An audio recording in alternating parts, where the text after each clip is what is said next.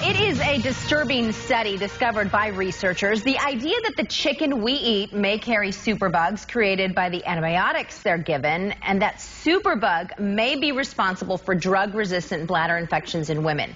In the report, McGill University researchers are claiming hard-to-treat E. coli in chickens is being transferred to humans when we consume them.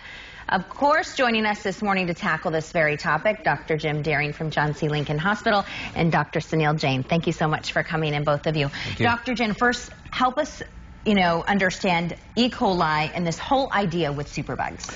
Well, the most common urinary tract infections, and there's 6 to 8 million people a year that get a urinary tract infections, most of those come from a source called E. coli.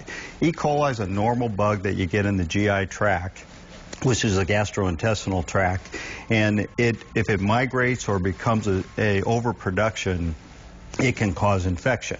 Now, one of the things that's important to know is whenever you have, and E. coli is only one of the bugs, it's by far the most common.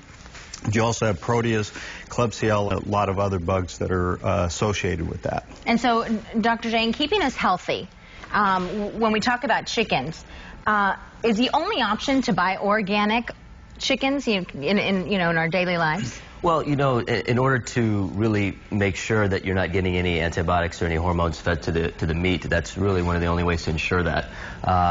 Some of the non-organic chicken that's sold, they'll say that they haven't used hormones or antibiotics, but really to be 100% sure, that's got to be organic.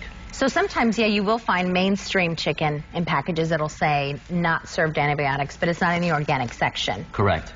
Yeah, it's getting more common actually, because people are starting to recognize the pitfalls of the overuse of the antibiotics in these animals. Is that just as healthy as organic, or is it just the antibiotics? Well, I mean, it's just a way to ensure that you're not getting any other whether pesticides or hormones that are fed to the animals. So there's a lot of different components that fit into that. Okay, and let's talk about antibiotics, Dr. Jim. In terms of antibiotics, the issue here is that some antibiotics are not working to treat the superbug. What are the options then here? We're talking about 8 million at-risk women. Sure. Well, first of all, just remember that most of this is preventable. Let me just tell you the most common source of urinary tract infections. This is so common, we call it the honeymoon cystitis. Okay. It's in the younger, sexually active females. And if you were to void or urinate right before and after intercourse, you are going to eliminate a lot of these. Okay. If you get dehydrated, so coffee, tea, pop, chocolate, or alcohol, shortly before or within an hour before you have that event, you have an increased incidence because you tend to dehydrate as a result of it. And then the elderly. So it's important for prevention. The biggest thing to remember on this study and all studies, and what was said as it relates to organic chickens, those things are all important, but the most important thing is all bacteria, to include resistant bacteria, is killed if you properly heat and cook your food. Well, I want to get this in real quick, Dr. Jain, naturopathic doctor.